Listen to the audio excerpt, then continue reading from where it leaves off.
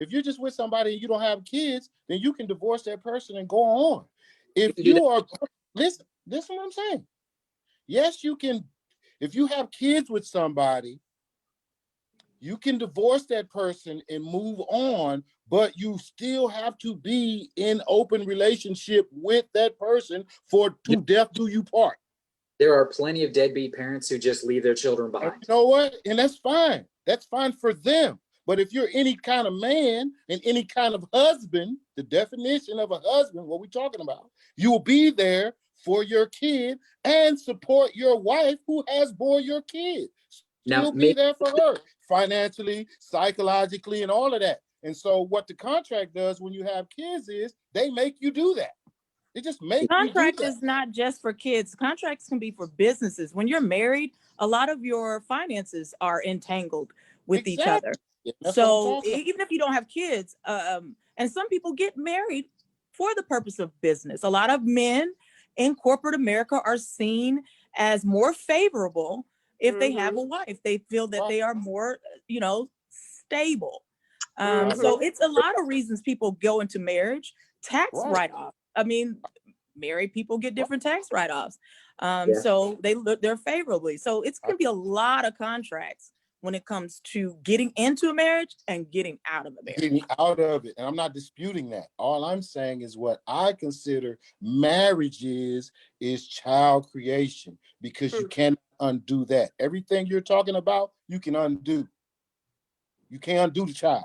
So that to me is the vows, to death do you part, and sickness and in health. If that is your mentality when you're picking a mate, maybe you make a different decision than you made in the past. I know a lot of people that hate their baby daddy, baby mama. That if they had viewed that person as their wife when they were sleeping around and shacking up, it wouldn't be that now. So that's what I'm saying. I'm not disputing. What I'm saying is the contract. You're reinforcing what I'm saying. If we get traditionally married in this Western lifestyle, we're signing a contract. You ask, what is a husband? To me, a husband is the man that's willing to have a child by you and be with you. I think they don't have nothing to do with monogamy. They don't have nothing to do with anything else. Yeah. Okay. Right. That's what I'm saying. I say if you're going to mix your finances, you're going to have children, you have any of those thoughts, here in Texas, it's more beneficial that you do be recognized as married. Just in the event that you do separate, you're protected. You got in these courts, if you, in the eyes of these judges, if you have married, they're going to look at you different when it's time to start allocating custody. When you, my example, I've got sole custody of my children. I married my first wife. My attorney said the best thing you could have done was marry that woman, because now this judge looks at you in a more favorable standpoint, not just the guy who was the sperm donor and then the kids fell in his lap because XYZ. He looked at me as, okay, he invested himself, his time, his name into something more than just the children. So that does hold weight, as well as when it's time to start divvying up pensions and things of that sort when you're going through a divorce as well. All that is so much more favorable under the sanctity of a marriage. Then you're less to be fighting about common law and things of that sort. So from a business standpoint, if you love that woman, if you love that man, yeah, go ahead and be recognized as a state instead, because it's a whole lot harder to try to sell a house when you haven't been recognized as a marriage. So I understand that. Understanding the contract and understanding what a husband is two different things. Sure. That's all I'm saying. Sure. Right. I don't think anybody's in disagreement with you. I think we're just stating our own point of view. I don't think nobody was like, kind of pushing back on you. I think everybody is kind of just what they see. So it's not a disagreement. So sorry. Go ahead, Trisha.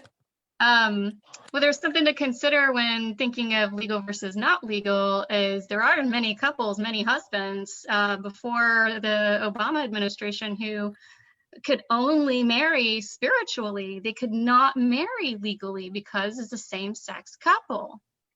So spiritually, or, is there like, is there much difference between like, if somebody says, oh, you're married? And we're like, yeah, but not legally. And they're like, oh, well, then you're not married. Like, where's the line? What's the sentiment?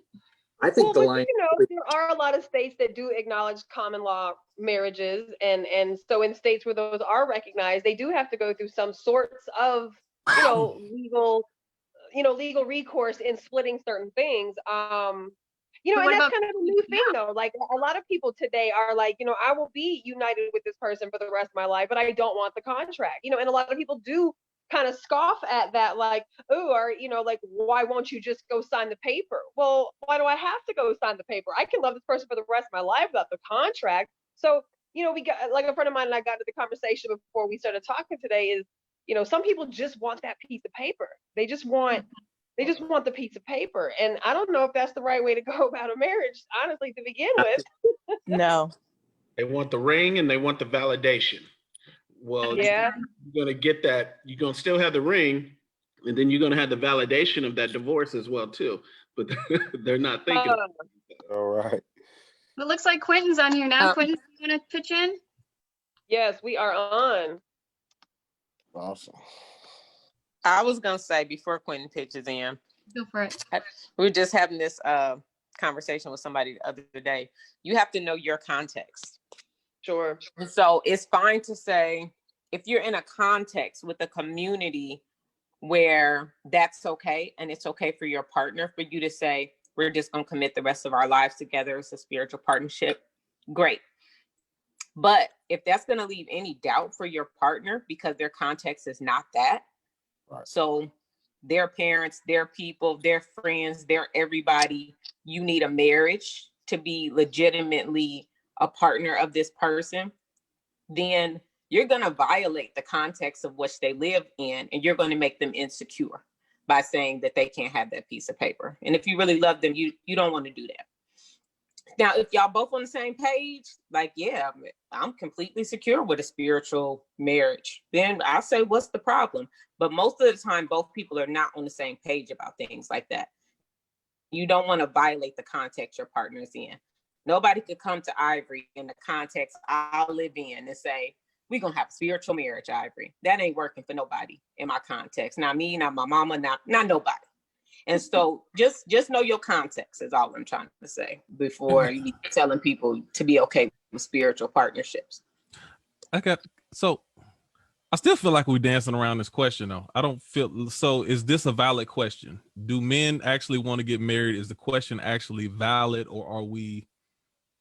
It seems like we've been trying to define what marriage is to every single person, but is it a thing? Do men not want to get married anymore, or do they? Or is the statement itself false? Is it a bad question? I think the role has to be defined first, because until the role is defined, it's hard for some people to say yes or no. Some people might not know the role of a husband. Okay, forget about defining it. Based upon your definition, don't get into your definition. Do men still want to be married? Yes. This man, yes. This man, yes. Okay. Yes, but it comes with some type of, things, I feel men that are financially at a point and more comfortable, I feel that they tend to get married quicker. Well, not quicker, but are more prone to get married. Or if the woman is financially at a point, I feel like they want to get married. I believe people marry for different reasons. I don't think men don't want to marry. I believe that men want certain things before getting into a marriage. I think it's about the partner. Do you want to get married is as simple as, do you have somebody worth marrying? So do I want to be a husband? Well, if I'm dating somebody who isn't wife worthy, the answer is no. If I'm dating somebody who, man, I'd move mountains for this person, well, then I don't care what title you give me. You want to call me husband? You want to call me, Bob? I don't care. I'll do what I need to keep that person. So, right. And the definition of what is a husband is going to vary depending on that person. So for this person, now we get into the meat. But would you say that some men will have all that and still don't want to get married? I mean, look how many guys are the ones that pop the question with the ring. You know, it's like, are all of those guys? I mean, they want to get married, right? I think if you have the right partner and you still don't want to get married, it's usually financial or fear. Like you got burned before, and the legal half of it, because I've been divorced twice. You know, I feel I've been divorced twice. My first marriage was a year, and my second marriage was 10 years. And so you're saying this about guys in general, right? And just using yourself as an example? Okay. I'm using myself as an example, right? So in general, right, if the second one, financially, if I had not been married, we could have just walked away from each other, no problem. But because of that legal paperwork, lost a house, lost a car, like, you know, tens of thousands of dollars in debt. And it was amicable. Like we actually there was nothing angry about the divorce, and it still was unbelievably financially devastating. So if you're in that kind of scenario where that's the baggage you're bringing in, this next partner, they've got that obstacle to overcome. They're amazing. They're perfect. I want to be with them. But money is a completely different animal. I don't want to walk myself into that same sort of thing. So it's definitely going to be one of those things where I'm going to be thinking about that when they ask, hey, do you want to get married? I'm going to be like, you know, I'm going to be thinking about those finances very differently than I was before that whole fiasco happened. Do you think that, so different states have different amounts of time that's required for divorce procedure? Do you think that has anything to do with? Well, that's where you're going to be. Like, if I get married with somebody, I can't think about it like that because I don't know I'm going to live in this state. I'm not like, when I decide, oh, I want to get married, I'm not going to go, well, when I decide to get divorced, I'm going to live in Texas. So, you know, it doesn't work like that, right? So you're literally just rolling the dice and hoping that things work out. And when they start, I want to be a husband to a woman has much to lose as I do, and as much as to gain. So exactly, you should be on equal footing no matter. You got to be aligned, and you don't want to go into something. I'm gonna be the best husband I can, but you have these doubts that she or he can toe the same line, you know, financially or emotionally, or, you know, I've got 2 children in tow, she's got 4 in tow. You know, you already go into it unbalanced. So you gotta find someone you're willing to be a husband to. You can't be a husband to everybody. Just some things are just too daunting. So don't be having unprotected sex with women that you don't want to be a husband to. That's just straight up. I want to throw something in there real quick. Sin, I haven't heard you say anything yet. And Denise, I want you to jump in too. I want to get a little bit more perspective. I don't want to spend too much time on this. The question, when you heard the topic and you got on, did you feel like it was a valid question? Did you feel like, where did this question come from? Or was it something where it kind of connected with you because you felt that, yes, there seems to be a difference in the way men want to get married now versus before? Is this anything about the topic or the question that struck you as odd, or did you kind of agree with it? I think nowadays I'm just fucking curious, man. I've never been married. I'm 40, never been married. I have 3 boys. I had my first one when I was 16. So I've been single for quite some time, and most recently I'm just out of a relationship where it was kind of fucked up. But it was actually my first time being involved with somebody who thought of a husband and wife in the biblical sense. And that was challenging for me because what he thought of as a wife was for me to serve, which I'm cool with in a sense, but also I think it opened up my eyes to a lot of the unpacking that I need to fucking do. Like in a Mexican family, we cook, we clean. When the man walks into the house, we serve his meal. We got to heat that shit up and he eats first. And some of that shit is conditioning, right? It's not really that I enjoy doing it. It's how I've been conditioned. And so that threw some shit, that fucked me up, to be honest with y'all, this last relationship. Because he would say, but you like doing that. Like, nah, Well, it's not hey, really look, that I like it. I want a partner. Like, I need somebody doing that shit I with like that. me. Right. So, That Never makes even sense. Hold on about just a second. Let me make sure I get everybody involved real quick, and then I'm kind of open this back up. Denise, same thing. Is when you heard the topic / question, did it come off as valid to you? Is there something that you noticed that connected with you about this Yeah, original I question? think it's valid. So it's a few things. I know of people who have children with people and who have purchased houses with people, but have not married them yet. So I think there is something Mm. centered around men not wanting to get married. Another thing is, I feel like there is something around commitment in general, because if I'm not mistaken, I think people are not buying houses like they used to buy houses anymore either. That's so true.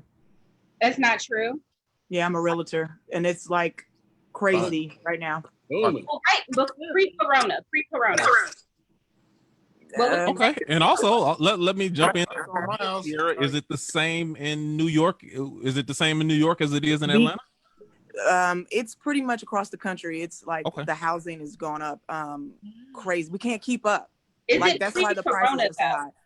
What was it? Pre-corona. We can't keep Pre-corona? up. Yeah, people Okay. can't find houses. That's why they're building so many. They can't find it. It's because the interest rates are low. This it has nothing to do with this, but it just interest rates are 70-year lows. So, wow. Ton of people who they don't want to buy houses, they don't want to do any of that because, and now mind you, they're younger. So I know a ton of people, they're like employees of mine that are under 30. They're not buying anything that they can't pay off within a year because they view the entire world, marriage, houses, all of it. They see all of it as a trap that they can't win. But I can understand it because after talking with them, they were born and raised in a generation of school shootings, 2 different economic collapses, and climate change saying the world's going to be on fire before they're 40.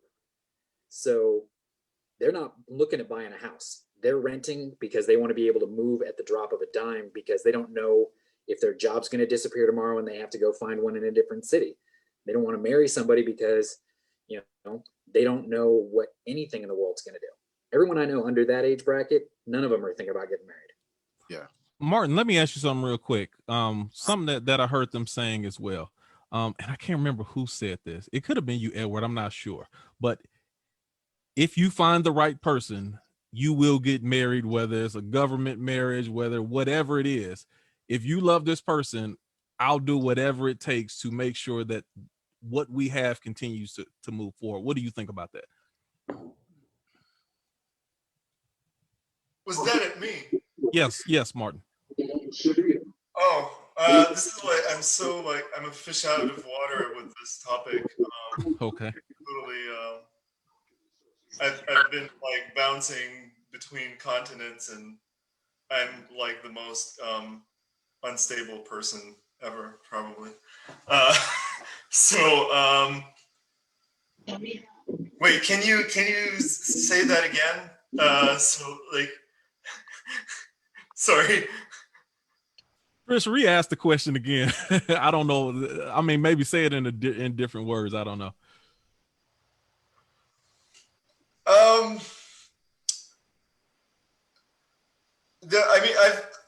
I'm resonating with like a lot of stuff that I'm hearing in different ways, and I mean this uncertainty thing is like a big thing. I spent like half of my life in Europe, and 2/3 of those countries were not home at all. It's like over there, people just rent all the time until they die. A lot of people don't buy any property at all because that's just not how they like organize their lives. And like I was in Scandinavia for a bit, which wasn't a good fit for me at all. But I mean, we hear about like how progressive and stuff they are. And yeah, there were a lot of also kind of really eye-opening. Martin, you actually brought me to a good point. And let me, we got a lot of people on here, so forgive me if I'm moving around a little bit. Jay, let me get you to jump in. And Martin made a good, I don't know if he tried to make the point, but he just brought something to my attention. Is it harder to legally get married, especially when you see this Dr. Dre stuff and all this, when you're really successful and you've built your own foundation? Does that make it harder for a man to get married, knowing that now with me getting married, I'm getting other people involved in my wealth and my future and everything that I'm doing? Does wealth play a role in, and let's think about this on the flip side, Oprah still ain't got married to nobody and she ain't about to. Just a thought. But Jay, jump in. Tell me what you think. Does money make a difference in the decision making of someone getting married? From a financial standpoint, you've already, once you've built your business up, you've already put in the safeguards and the parameters to bring in someone without potentially devastating the entire entity. So if you got a good accountant, you got a good business mind, you already have these safeguards and these landing spots just in case. If that were true, you wouldn't see those $2 million a month alimony requests all over. I would never get married in California. Yeah, you get half. I think California's like mandatory half unless you have a prenup. Yeah, they're tripping out there. That's why he loves in Vegas. Yeah. It does matter. Like I was married in California and divorced in California, and it really is. You guys you're right on a lot of cases, but they really actually are pretty, situationally based. Yeah, like me and my ex-husband, if we didn't care, so they didn't assign us this and assign us that. It's like we just signed the papers and said we'll do it ourselves. So we didn't even have to say that in writing that we'll do it ourselves. Normal people income, rich people income. Huh? There's also a big difference. Like when you're regular people income, nobody really cares about the money the same way. Where you're Jay-Z or Oprah money, half a $10,000 is fine. Yeah. And I think if your question is, does money make a difference? I think that is a factor of how much money are we talking about. If you're both broke, then you're looking at money. Well, I mean, it's going to make a factor as far as it's a lifeline. I can't survive without your income helping me stay afloat, right? And if you're super duper rich, you're looking at, if I leave this person, they're going to take me for half of everything I worked for, and they didn't do anything to look pretty, right?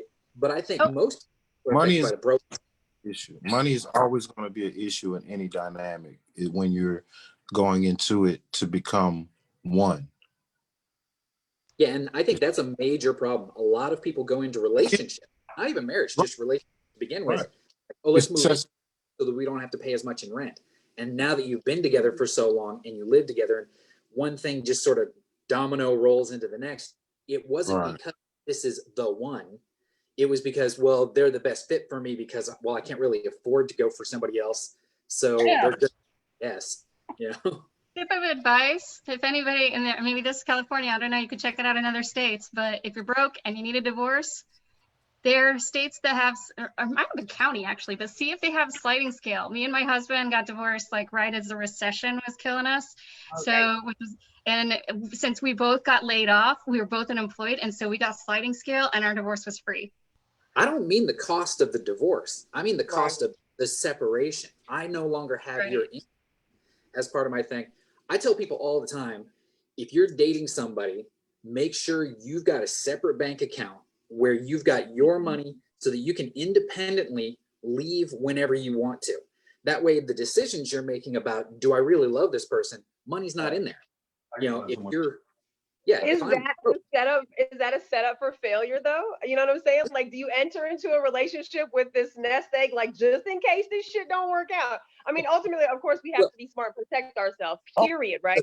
But like, so that brings another topic. Like, okay, so in a marital situation, do you have joint accounts? Do you have separate accounts? Do you pay bills together? Do you not, like how, like I feel like what I hear is the financial contractual aspect to marriage versus the emotional attachment to marriage.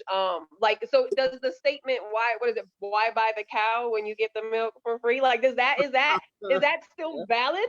You know, like, dude, is that still a thing? Does that work? You know, like, you know, Tiara talked about just Only the if biblical your aspect to only this. if your primary concern is the milk.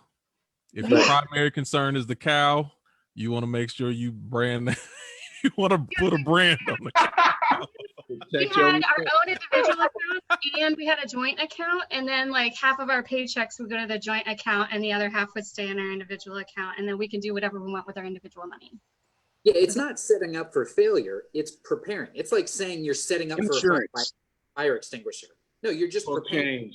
Just in case. Nah, what you're doing is you're a lot of times you're getting to see how responsible your partner is with finances, because what happens is in a relationship, when you come into it and you're new and you're young and you just get into the relationship and you're trying to figure it out, then it starts to become convoluted. And the only thing you have to go on is your conditioning or how your family dynamic was, right? And so a lot of dynamics, the woman is more dominant because we grew up in a single parent household. So the woman is more dominant. So we are able to be more submissive in that area and let the woman handle the money, because we've seen the woman handle the money our whole life. But what if the woman can't handle the money? I was Right? raised the opposite. We're alpha in we're alpha, but we're alpha in other areas, right? Because it's a partnership. So some things we're good at, some things our partner's not good at. But if we go by these traditional dynamics, sometimes the woman handles the money. As we get these things entangled, now there's a level of this comfort in the relationship, because okay, we both going to work, we both putting in money, but dang, I can't do this, or I made a wrong decision in doing that, so we can't go on this vacation. All of those things start to build up animosity in the relationship until the dynamic changes. So having those separate finances forces each individual to be frugal about their money and then see how their partner is about their money, what they do with their own. So that's what I go for, that shit. And I have that works. I have a question. I have two questions. Do y'all think that finances should be discussed prior to getting married? Yeah. Everything should be discussed prior to being married. Two, do you think that if gender roles were eliminated, that divorce rates would be lower? No. What do you mean by gender roles eliminated? Like, for example, our friend was talking earlier and she was saying she don't really like feeding a boy first whenever she get home. Maybe what? I'm sorry, say that again. It's not that I don't. I do. I just don't want that to be the expectation for life. Like, it should be a partnership. Right. That's what I mean. It's like it's a gender role. So because you're a woman, the expectation is that you're going to do that for life. Denise, okay, so you're talking about the woman cleaning, the man taking out the garbage. So if we eliminated gender roles, like if dads could be stay-at-home dads, maybe some, you know how many dads might want to be stay-at-home, and it's probably better with kids, and the woman might make more money for all we know. You know what I'm saying? Like, so the question is, if gender roles were eliminated, do you think that the divorce rates might be lower? No. I think so. I think it'd be higher. I think gender roles right now, you can choose. Like, if you choose to do this, right, that's one thing. Like she was talking about, yes, I do it, but it's not out of choice. It's just because, well, I never thought about it, and it's just how I was brought up, right? Gender roles push you and put pressure on you to do that thing because, well, that's your job because you're the woman, or that's your job because you're the guy. If you remove that, you can still choose to do those things. Like, as the guy, I could choose to be the breadwinner, provider, protector, whatever, but it's not forced on me by all of society, where every other couple looking at me goes, oh, your wife makes more money than you? Oh, you must be a loser, right? It's one of those things. You remove social pressure, everything's better. Just like the social pressure, you have to be monogamous to be happy. That's not a thing that people choose because they really want it, as much as I'm sure there's people who do choose it on their own, but the majority of people go into marriage with that idea because, well, everyone said that's how it's supposed to be. And they've never, the only time you hear about it being something else is from those crazy people who, oh, nobody talks about them, right? If you remove it, you can still choose it, but you're not forced into it. So absolutely, I think divorce rates would be lower because you would be communicating and deciding amongst yourselves as a couple, do you want to do this? Yeah, I'll do that. You do this. And you would actually divvy it up based on what you want to do, not what you assumed the other person would do. I think it can work. It can work. I think, let me ask a question. And I mean, I guess ladies and gentlemen, you can also answer this question, but I'm throw this back at you first, Denise, based upon you asking a question. And then Trish, everybody else jump in. Do you feel that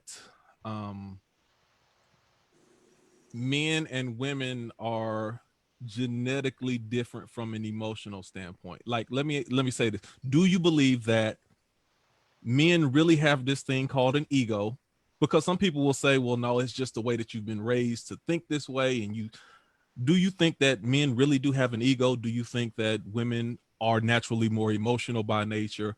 Because if those things are true, then like Ivory and other people say, it can't, me just sitting at home and letting her be the breadwinner. Ego will kick in and there will be a problem. And it goes a lot of different. Just tell me what you think about that. I got it. You first. So for me, I think that if there were no gender roles, men wouldn't have an ego. Some type of way about being a stay-at-home dad. That it would be cool if you were respected. You get more respect as a provider than you do for being a good father. Yep. You could be a better father than you are a provider, but you're going to get more respect. You're going to get in society. You're going to get more respect if you are the provider. And it kind of sucks, but that's the way it is. And I think if men didn't feel that way, then they would probably be cool with it. And I think if women didn't feel like shit for wanting to go back to work and not wanting to take the full maternity leave, women would be right back at work if that's what they felt like doing. If that's what they felt like doing. I got a follow-up question. Hold on, Trish, jump in on this. Now, hold on. Let me. Well, what I learned. Hold on. Let me ask you this first, and then you can jump back to that. Because this is really important. Does the woman grow a larger sack of nuts when she making all the money, and then it's like, no, you can't tell me nothing because I'm the one bringing in the money. I'm paying the bills. Now, as long as he's keeping a happy home. As long as he's keeping a happy home. Yes, she does. Yes, she does. That's ego. That's ego. That's an unhealthy dynamic, to be completely honest. And to your point, Denise, in regards to the gender roles being removed, would things be easier? I think absolutely, because how many times in male and female conversations do we hear men supposed to do A, B, C, D, women supposed to do A, B, C, D, husbands are supposed to do this, wives are supposed to do this. And then it goes back to, like Tira said, all these, the biblical brainwashing is what I call it, the religious brainwashing of what roles are and are not supposed to be, and what standards we can and can't live up to, or expectations that should or shouldn't be placed on us. I think if the gender roles were removed, it would make more neutral. It would make for more neutral operation, because you don't have that pressure of, oh shit, I'm a man, I'm supposed to fucking do this and I'm not, or I'm a woman and I'm supposed to do this and I can't. I think it would make people far more vulnerable in a situation to be able to then engage in that conversation. But yeah, hold on a second. I'm on a roll right now. Yes, Tier, let me ask you a question first, and then you can go back to what you were saying, because I'm about to go to you, and then Sin, and then Ray. I want you to jump in on this. All right, hold on. Let me not get in front of my question.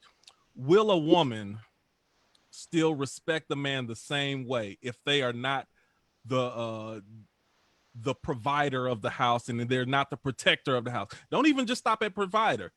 If they're not the protector of their home, if you can't trust them to flex their shoulders when they need to, will a woman still respect the man in the same type of way? Because we're not a monolith. Every woman doesn't feel the same way. Every woman doesn't have the same value. Hold on. Let's let Tiara answer. But I mean, I just would say this. Different about that. Y'all need to come to Atlanta. All the women are taking care of their men. I'm moving. All the women are like, I'm not being funny. It is more women. It's more women to men down here. Women are making more money in Georgia. I lived in Atlanta. And when I'm telling you this, yeah, you're right. There is men that's sitting home playing video games all day, and I know hundreds of them, and women taking care of the bills. Look, this I'm telling you, Atlanta is infamous for this. Wow. The respect question really boils down to why did they marry him in the first place? Because they want a man. Some people just want a man. Yeah. A warm body.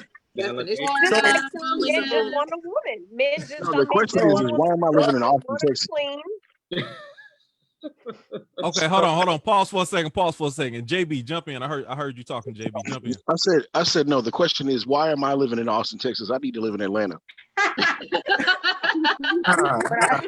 This is and I'm not exaggerating either. I'm not exaggerating.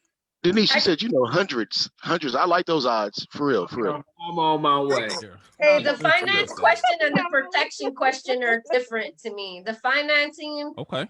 If I'm the money maker, that's cool. Like I said, if he can share in some of those home responsibilities, like when I get home from work, if dinner's made, fuck yeah, that's the shit. If he can't protect me though, like it's cool if he can't do that, but protecting me is an entirely different story.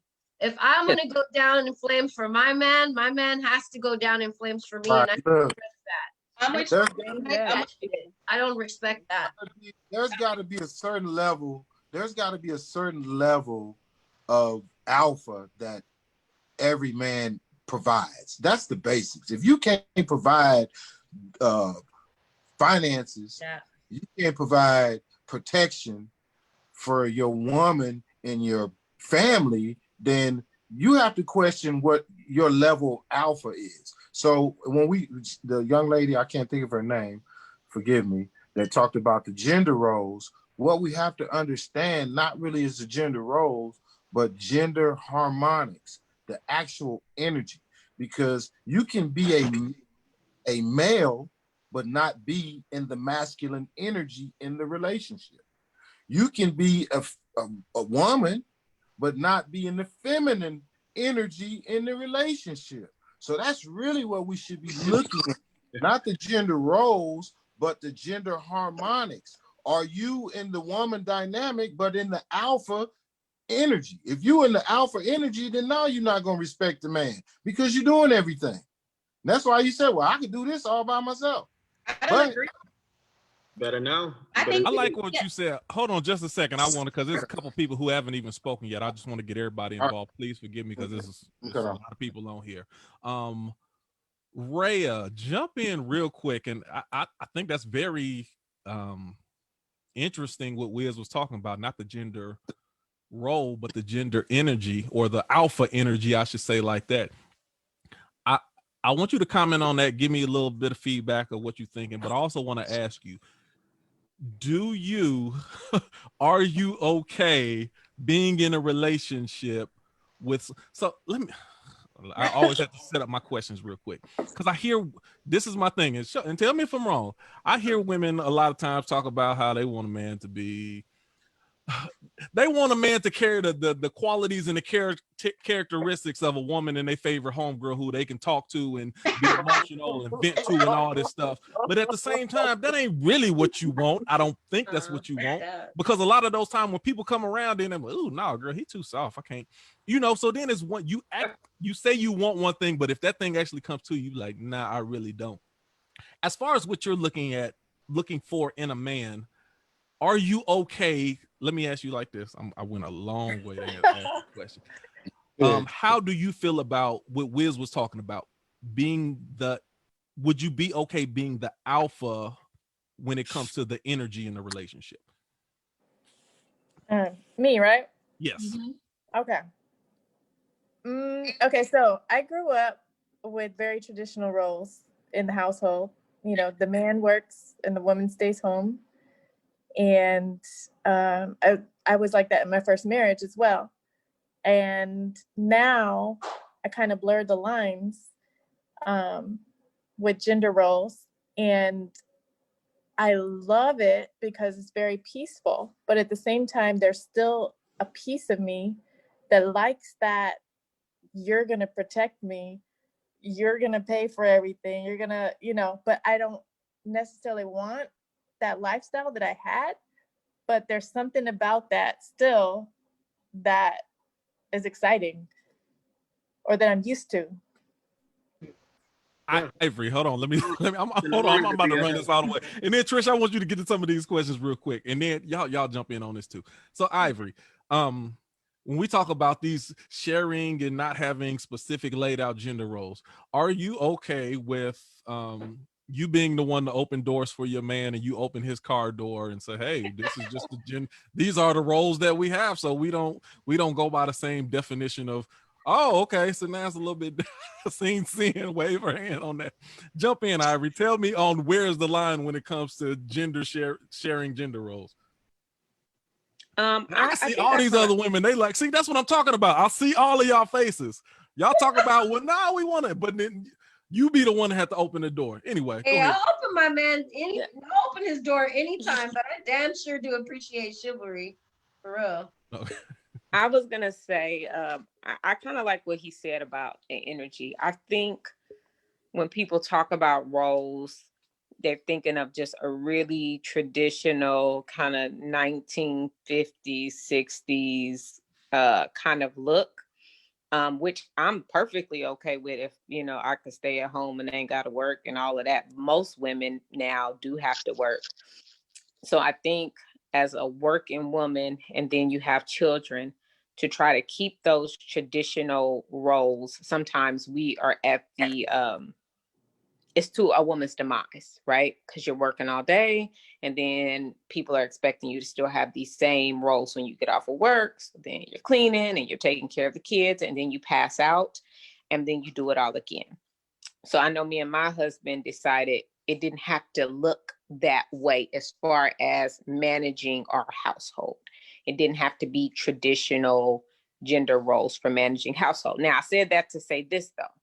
I still expect for a man to be a man. I'm not taking out trash. I expect you to take care of me. I expect you to pay most of the bills, even though we're both working. So I still believe in those traditional roles. I still know that the children are my primary responsibility, and you will be right there to help me with them. So I still believe in those gender roles.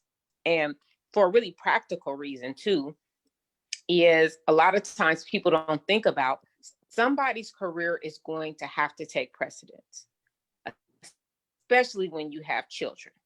And so if you don't go ahead and talk through who is going to be the person's career that takes precedence when you have children, and for most women, they want to be there more for their children. And that's not every woman, but most women do. So a man's career does need to take precedence when it comes to children, because what if y'all both up for that promotion and it's time to move? Well, my company want me to move to Chicago. Your company wants you to move to Atlanta. Where we moving? Well, now we got a problem because we never talked about whose career takes precedence in this family. So some very practical things can happen that brings issues in your relationship because you weren't willing to talk about your roles and what took precedence in your marriage. And so you just have to have those conversations. I know people want to get rid of the roles, but it really just practically doesn't work out like that when you got to live a life together. So thoughts. Jay, I haven't heard you say anything yet. I see you just sitting there listening. But based upon what she just said, I thought about whoever has the career should probably their line of work should take precedent. See, sometimes a woman can have a career. They may have went to school for it. They may have done all this.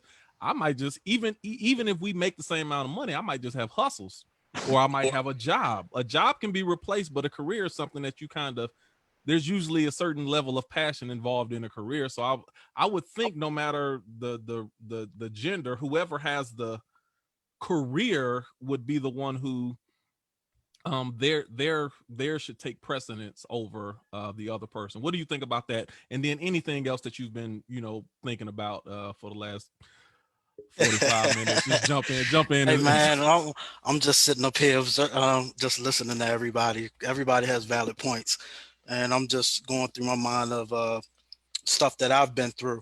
I think it's really just a case by case basis. You know what I mean? Everybody's situation is set up differently. Now, I think the one thing we were talking about, someone having a career, I'm military. I'm a vet, so I've spent a lot of time with soldiers, and usually the soldier, he's the one with the career, and the wife, she usually finds she'll some stay at home, some may find a call center job or something like that just to work, you know, while he's out making the majority of the money. But of course, when you're in the military, when they tell you it's time to go, you have to go, and you have to go to another station. So it works out from the military side because, you know, she can just she can cut loose of her job and go to wherever. He could be in Fort Hood one day, could be in Alaska the next one. He may even be sent over to Germany somewhere. So it works like that. Let me see, what else was I thinking about? Just going back to men not wanting to get married. I think it has to do, I think someone said fear. Because it's a gamble when you're dealing with your finances, especially when you come into the relationship willing to be that provider. You know, you want to be that provider, you're putting it all out on the line. And sometimes things don't go right. You know, so now you know, sometimes things, anything can happen in a relationship to where things just go awry. Now, different level of pressure. That's right. Right. And now this man who's been putting all of his heart, been the provider, paying all the bills, she hasn't had to worry about anything. Now they're separated, and she gets to walk away with the house. She gets to walk away with half the money. That's a scary situation for some people. You know what I mean? They're not willing to roll the dice on that because it is, I mean, I'm not, you know, being negative, but it's reality of situations because feelings are temporary. You know, people, you know, everybody, love is just a feeling. So it can be temporary sometimes. So one minute you can be in love with somebody and turn around a couple days later or a couple years later, that person isn't who you thought they were, and you fall right out of love, you know? So it happens.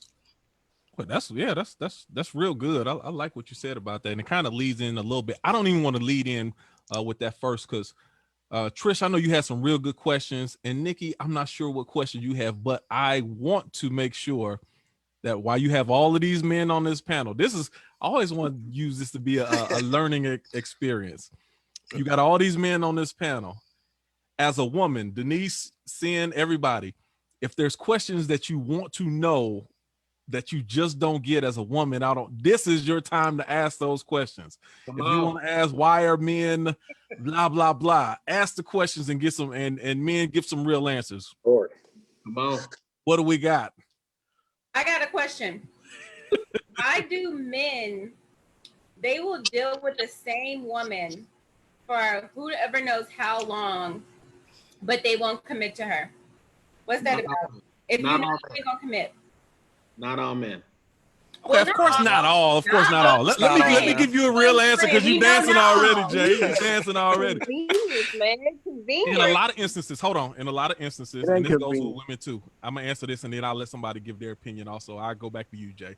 In a lot of instances, we love you, but you got some crazy tendencies, and we just hoping that you get right.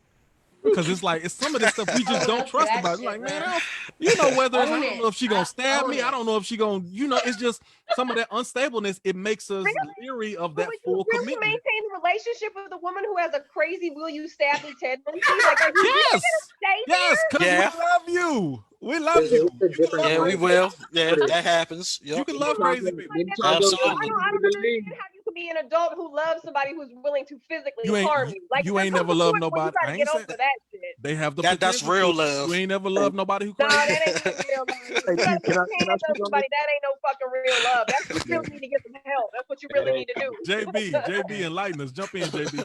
So I'm just going to give y'all my perspective. So I think that a lot of the times women are emotional beings, right? So they react off of emotion. They say things that they don't mean, but even in those moments, they create insecurities in men. Like they want to leave, or I'm gonna leave, I'm gonna do It's this, true. and so Yep. it puts that doubt in our head of like, okay, if I'm down for her and I want to be with her, like, is she gonna ride it out with me? And y'all It's plant true. those seeds. And you might be saying something just out of emotion at the time, but it's he right. Somebody else, someone, come on, man, get I think some it more boils opinions on down to, and this is my personal experience from my life and from the number of people who have asked me for advice about their crazy girlfriends and things like that. If you're dating somebody for a really long time, but you're not willing to commit, frequently it will boil down to you love them and you care about them, but they still haven't earned that trust where you know that you know them, right? So it's kind of like what he was saying with the emotional part that could be different tomorrow. If you trust that you know their foundation, are they going to ride it? Are they going to work to make it work? Are they going to have your back? Those kinds of things. Okay, I got a question then. Can I ask a question about that? Yes, bring them Like, on. how long does that usually take in general? Depends on their communication. Yeah. If you're talking with somebody who is terrible about letting you know how they really feel, and that's guys or girls. Why would you want to be with at all? Right, and that sentiment goes both ways though, because there's plenty of women that I know who've been in relationships for a long time. They like, I'm just waiting on them to get right. I love them, but I'm not sure. Yeah, I don't think it's guy versus girl. I think it's everybody has that problem of until you're aware of yourself, you can't be honest with your partner, right? Preaching. So I want to know that you're going to stick it out, but you don't even know like what you want. So if you preaching, yeah, right, that's it right there. Know where you want to go. Well, then okay, now we can work on, do we want to go that same place together? If you don't know where you want to go at all, it doesn't matter. You're going to change your mind once you make that decision, and I may or may not be along for that ride. How long does it take for you to figure yourself out? And I think that's the biggest root of most problems, is that people don't spend enough time figuring out who they are and what they actually want. So they go into a relationship going, oh, you complete me. Dude, you don't even know who the hell you are. I'm complete. Like, you're just deciding today. Right. Nah, that's exactly. So I'm gonna take that point though. The key thing that you said was the foundation. So if you don't have a foundation for who you are, then you can't show up as your authentic self when you meet this person, right? So if we take it back to when you meet the person, right? You don't have the confidence to show up really who you are. So you're always projecting, you're always trying to be the person that they are expecting versus presenting who you are. So if you don't have your foundation, you can't present yourself as authentic first. Then you can't what you want. Right. Then when you two are trying to create your own foundation, which if you know anything about concrete, once you get it and set it, you better set it how you want it, because once it dries, that's it. And typically, if you are seriously dating someone, you know in a 6 months to a year, if you really want to be with that person. The rest of that time after that, it's just because you know what? I'm in this long-term relationship with you because you're here. At the same time, I'm not giving you what you want, but you're not leaving either. So we know in 30 days. Shit, I know in 7 months. After 7 months. Nobody got 7 months. You can present yourself as real. You know what I'm saying? Like, this is who I am. This is what but I also there's still certain qualities about that person that you do admire, that you love, or that you appreciate. Because if there's no redeeming qualities, then you just leave. But when you stay in it, you appreciate those qualities that you do appreciate. But those are the other things, like, but this over here is killing us. at the same time. But And that kind of like means what they're Edward still says. game though, right? It's That still means they're game. still looking. That means you can be replaced. And that goes for men and women. Something better along comes, then it So, Right. can I jump in here real quick? Yes, sir. Just, yes, sir. so then this pose this question. I'll pose this question. Okay. Can any one person be 100% for your partner? 100% of everything, because that's really what we're at kind of requiring. But no one is 100% for any one person. I don't think we require 100%. I don't think anybody requires 100%. We're requiring 100% in finance. We're requiring 100% in commitment, effort, sexual commitment with the kids. We're requiring 100%. Because think about it. I don't think so. Humanly impossible. Think about it. If you fluctuate, think about this. Finish and make my point. Yes, sir. Go ahead. If you fluctuate in any of those areas, it's going to cause instability in your relationship. If you fluctuate in infidelity in your relationship, if you fluctuate in finances, if you fluctuate in any of these things that we've all agreed that cause pressure, trust me, because it creates those peaks and valleys in the relationship that magnify all of those things. That's all. So let me be a champion for women for a second. Those all can be problems, but one of the main things which we lack the most is probably what's needed the most, and that's communication. Yep. So when there are fluctuations and things are not going, if we learn to communicate properly, then we can work at 75% and get it back up to a 90. You know, because there's always going to be different areas and different aspects of your relationship that's going to have peaks and valleys. But if you learn how to communicate, then you can work through it. When there's no communication, which is primarily, well, hold on, let me back up. I tried to champion women for a second, but I got to back up. Men don't do a good job of we're poor communicating, and oftentimes women communicate improperly. So when you wait until you so mad and you upset to where you just cussing us out the moment, that's not effective communication either. So that can also go both ways. But men, we definitely don't communicate the way that we should. No, I'll tell you the communications that I had to put up with my husband was I'll be talking and he'll say and then I find out later he'll definitely, he told me at the end of our marriage, he's like, yeah, whenever I did that I wasn't listening. And I'm like, well, that explains a lot, but it doesn't mean it's okay. It's like, well, it's like if you say something to somebody and they don't hear it, and so you say it again and they don't hear it and you say it again, you're starting to get frustrated here. Mm-hmm. You know what I mean? It's like a two-way street, and it's like you have the 100%, like was being mentioned. That's what should be, but that's not what it tends to be, and it's like that's why it takes a lot of work. Yeah. But the effort part is a requirement, and if you're just not gonna listen, then it's not going to work. And I think that's the thing with a lot of relationships. It's missing one of those things. Yes, you have to have that communication, but you also have to have that comprehension behind it. And also you also have to be willing to put forth the effort to change whatever the issue is. And sometimes we all fall short in one of those three when you're dealing with the issue.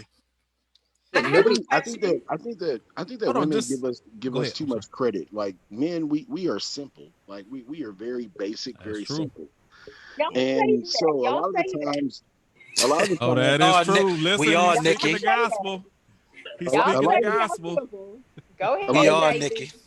A lot of the times when you expect for us to listen or to understand where you're coming from, like it really goes over our head, to be honest with you. And it's not that we don't care, but we just don't think that it's a big deal. And whenever we think that it's not a big deal, then you guys think that we're belittling your feelings, and we're not. It's just in our minds, we're like, okay, this is not that big of a deal, but in your mind, it's like super huge. And then you start to harbor resentment, and it starts to build up. It starts to snowball.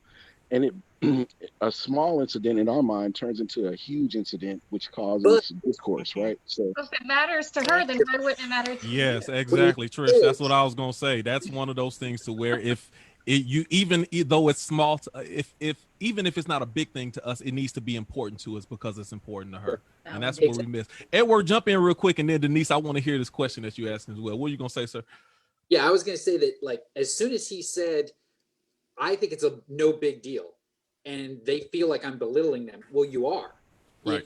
If you assume my opinion of what you're saying is the only opinion that matters, I think it's small, so I'm not going to give it any weight. That is belittling by nature. Our biggest problem with the communication is that no one's teaching us that it is a 50-50 effort, and like what Jay was saying, you have to actually understand what they're saying. You know, we spend more time figuring out how to fix something that doesn't matter, and nobody's having classes on here's how to communicate properly from both sides. Like, figure out what you want to say, what do you actually mean, make sure it gets across, and does it matter to them? You know, the whole back and forth. We're all doing it terribly, and we're raised with really broken ideas of men are strong but silent, or women are too emotional. So we discount what you're saying because there's emotion behind it, or we're not allowed to say it because that would show that we have emotions. Like, all of those things are not only broken, but they're the reason why nobody's getting it right. Right. Well, I think that it's really about the delivery as well, Jay. I mean, Edward, I agree with you, but you know, it's about communication, and you have to know your partner. You have to know how to communicate with them, and when the delivery is not the proper way, then it's Can't not be received the dismissive. proper That's way. not helpful. Right. That's true. Okay, really quick. We only got a few minutes. Denise, give us one more question, and then to the ladies, I want you to, you know, think of whatever your final thoughts or your takeaways, and I want to, because I know men been talking a lot, so I want to give y'all, you know, y'all last words and final thoughts about it. Denise, what give us a question. So my question is, why do some men, Good disclaimer, got you. I'm just messing with you, Jay. Why do some men ghost? What do you mean? What is ghosting all about? This is your time, men, to tell us what's happening. You want to define ghosting real quick for those who don't know? Ghosting is falling off the face of the earth without explanation. Because they married. Oh, that's a good one. Wow. That's a good one. Dang, bro. Man, you hit that on there. Either it's something that's real crazy about you, or yes, they are married. That's a good one. You so right. You so I right. think it's two things. I think they're either like lazy and they didn't think you were important enough to put in that extra effort to give you a reason, or they're chicken shit and they're afraid of the confrontation that's going to happen when they tell you it's just not working. Yep. They probably married. They probably married. to really ghost somebody because a man give you a lazy excuse or whatever, or if he ain't actually had sex with you, he'll still kind of leave the door cracked open, like, man, I might get some, you know, I don't really feel it, but I might get some ass later, so I just leave the door cracked open a little bit. But if he just totally ghosts you, man, who said that? Was that you, JB? Of course, I'm gonna keep it real all the time. That was he married. That's right. I just don't know what happened. I ain't heard from he with his wife. That's what it is. True. Yeah, you're right. True. 100%. That's correct. So we've only got a few minutes left. I wanted to throw something out there while we still on this, on this topic. The topic of love language, because Edward, you mentioned, kind of talked about, honestly, emotional maturity, being able to receive a conversation, being able to process a conversation. Do men think about love language, and is love language important between you and your partners? Yeah. How important is love language? Let's be honest. I think maybe like 5% of the damn planet even knows what that means. What the love language is. We don't think about those things. Exactly. You got to be on the certain. Know yours and your partners, right?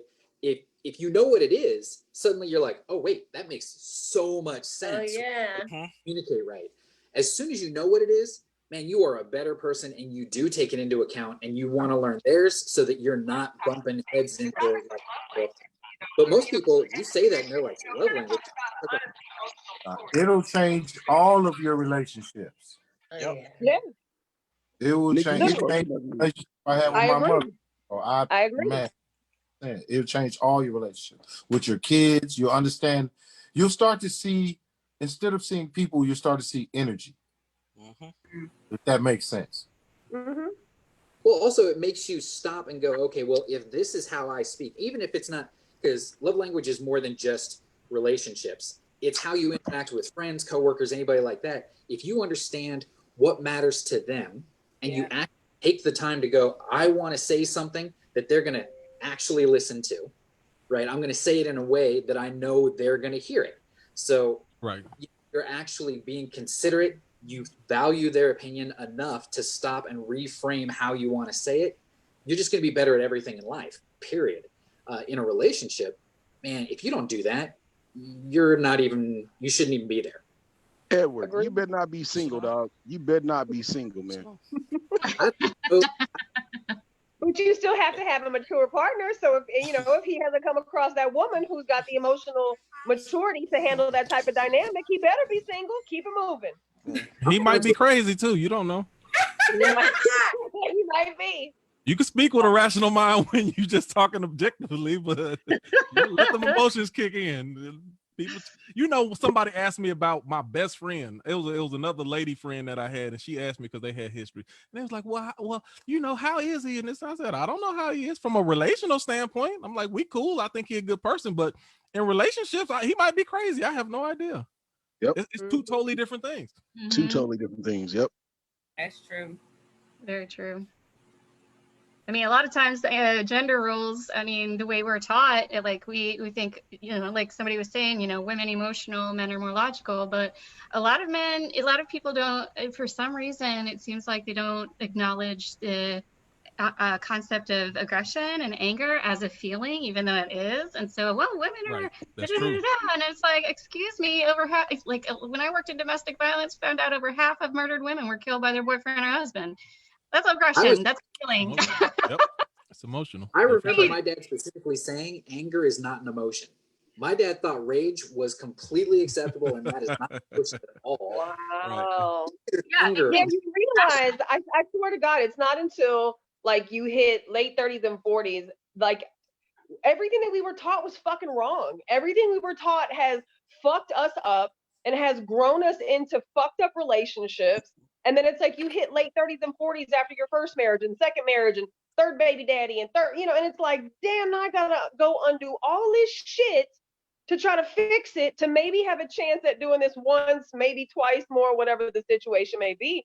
Like, really quick, advice that you would give to your younger self, marriage advice you would give to your younger self, what would that be? Counseling all the time. I agree. Oh, no, good, bad, ugly. We on cloud 9. We're still getting counseling no matter what. I agree. Quarterly, every 3 to 6 months, we always get counseling. Get a prenup. Yeah, get a prenup. Yeah. I mean, really and truly, some of those things need to be ironed out. Period. You went in the gym shooting with me. There's family counseling too. If people drove you to the gym, though. Drove you to the gym. Yeah, but I paid for the gas. I pay for the membership. I have some marriage advice. Actually, I'm sorry. You have some marriage advice? I've never been married before, but sorry. What I would give marriage advice, I would give my younger self, just relationship advice, I would give my younger self, which is actually advice that I got from Edward, like, how long ago was this? Like probably 6 years ago. He said, are you arguing to win? Mm-hmm. Are you arguing to resolve? Yes, that is a good one. Yes, absolutely. And if you go into everything with that, it's like a totally different ball game. When you argue to resolve, that means you're on the same team trying to get the same goal. When you argue to win, you're on opposing teams. And there's going to be a winner and a loser, or in most cases, there are going to be 2 losers. Yes, 2 losers. Mm-hmm. Yep. Are you listening to understand? Yeah. Mm-hmm. Yep. I don't know. I think it's scary, man. My uncle told me, he said the game did change. He said these women are acting like men and men are acting like women. And I see it so much. That's a whole nother conversation. I want to get into that. Right. Well, the thing I would say to my younger self about marriage is separate your finances, become what you want to become before you involve anybody else in your life. And then realize that you're on a journey. Good. Right? And the journey did start before you. So we're choosing to be on it. And while we're choosing to be in this journey, let's just talk about everything, communicate about everything, be all in. And if I had done that, but now where I'm at, I've been married 20 years to the same woman. I love her. I raised 2 of her kids. We raised my son, and we've been in an open relationship for 10 years because we communicate about everything. And that is respect. When you can tell your partner everything and we still gonna go with it. So, can you elaborate on open, please? Oh, hold on. We that's a, you know what? That's a whole nother. Come next week. You are in a great I'm sorry. situation. Hold on. Next week. Because Let's do it Trish, next week. she sent me a list of questions. She has a whole list of questions about poly and a lot of things that we didn't have the time to get into. So since we trying to close up now, they're gonna get mad the same way I threw this question out at the end of a show. They're gonna get mad if we throw that question out at the end of the show. But we will talk about anything and everything. We just want to give it the time to breathe. Wiz Beats, I'm gonna call you. There you go. We'll Tierra, jump in real quick. Give me some final thoughts, Tierra, real quick. See, I don't even know if it's unmuted. I got you. I hear you. Patience, compromise, understanding, listening, evolving. It's just some of the things I would think. Patience is a big one. Good. Patience. Rhea, jump in real quick. What are you thinking? Your last thoughts. Okay, so can you hear me? Yes, I can hear you. Okay, so the first thing about the younger self, I would have said, be an individual first. Let yourself be an individual, and I feel like I'm doing that now, and I'm very happy with it. Another thing about the whole gender roles and what we should and shouldn't be doing, what we like, what we don't like. I like to say that people aren't Build-A-Bears.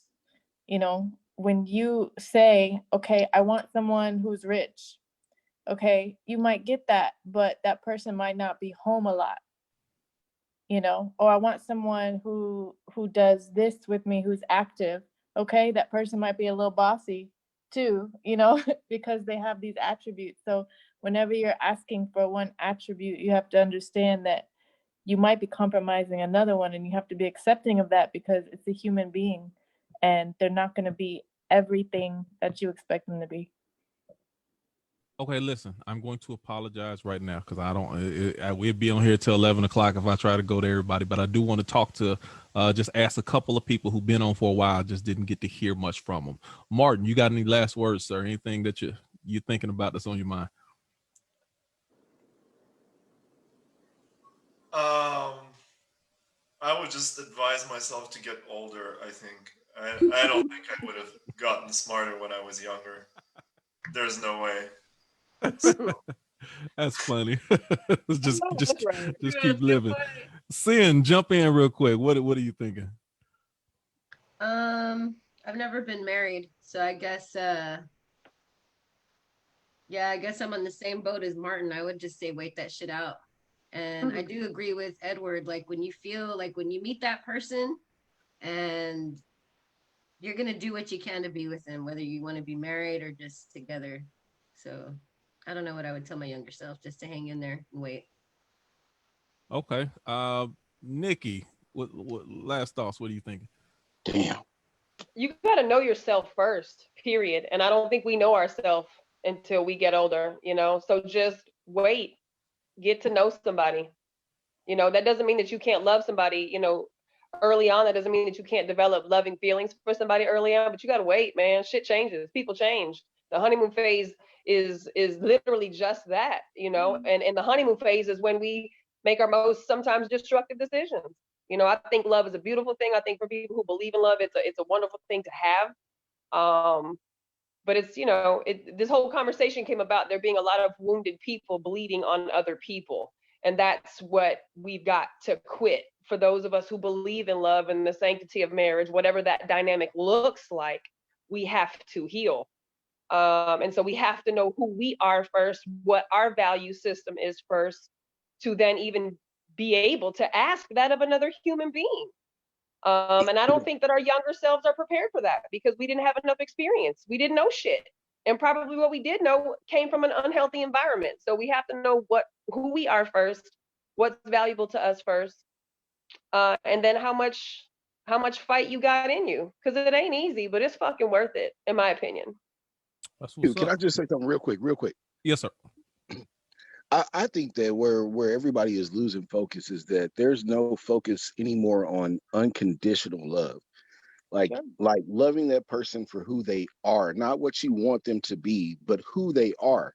And then that gives you a better understanding of their tendencies, the person that they are, the things that they do. And it may not upset you as much. You know, you give them the benefit of the doubt because their perspective on things are totally different than what yours are, right? So you just appreciate that person for who they are. Good. And okay, so I just wrote something down off of that because that's a whole nother conversation. It's you kind of touched on the necessity of unconditional love. Is it do we not have unconditional love because it's not necessary for us anymore to say? Anyway, I'm gonna get into that later. So Trish, I'll let you give any final words and close out. Also, again, I want to apologize to anyone when usually we can have more organic conversations, but it's very, very hard to keep everyone involved when we got this many people on. So I appreciate your patience. And also, you know, if you feel like you was overlooked, get mad at me, don't get mad at her. I appreciate Trish for you know, moderating and doing a great job as well. But yeah, give us, and also last thing, make sure that you check out Free Thinkers. If you haven't joined our page already, join the page. We got a lot of these type of conversations that go on a regular basis throughout the week. Also, if you have anything, there's about 5 people on this thread right now who do these type of shows in a similar fashion, but it's different. So make sure you go to the page, check it out. If you're doing anything as well, make sure, feel free to post it to the page and let people see what's going on with you. So Trisha, give us last thoughts and you know, just close it out. Thank you for coming to the rescue. Sorry you didn't get to talk more, but for everybody who didn't know, this is the first time I've ever hosted anything, and there were so many people that like Quentin came and saved the day for me on that one. So thank you. My last words would definitely be, I think I said it a few minutes ago, but if for those who didn't hear, if I didn't, after being married, after being a counselor, after being, you know, working in different fields that have to do with this kind of thing, and even being so poly that it's illegal to marry everyone I love, it's like, you know, so dispersed. But one thing that you got to do in every case scenario is if you get married, hardly anybody goes to a marriage and family therapist.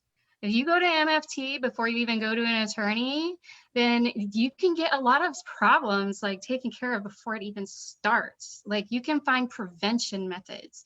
You can see if this person's really right for you because there's questions that your love blinds you from that you need third party to ask. So it's like if you can, you know, go to LCSW or go to marriage and family therapy to see if it's right. And then next step, an attorney. You really, really want to, because it is legal. If there is the word law involved, that means you're smart if you go see a lawyer about it before you do anything. So that's what my advice would be. And yeah, I mean, I would definitely be open. I'm poly, so of course I would love to have the poly conversation that was suggested. I would, because yeah, I mean, I'm having to do role reversal in my head through this conversation, go monog style. But yeah, so it would be really fun to talk about poly as well. But thank you very much for everything, for the hosting opportunity and everybody participating. Nikki, we doing that next week? We doing poly next week? Trisha, what's your number, girl? I'm just playing. I'll say 867-5309. How's that? Hey, put it in the chat. All right, we out of here, y'all. If you got any topic ideas, just feel free to post it in Free Thinkers. And as you exit out, make sure you join the page. Thanks, guys. Good night, everybody. Thanks, everybody.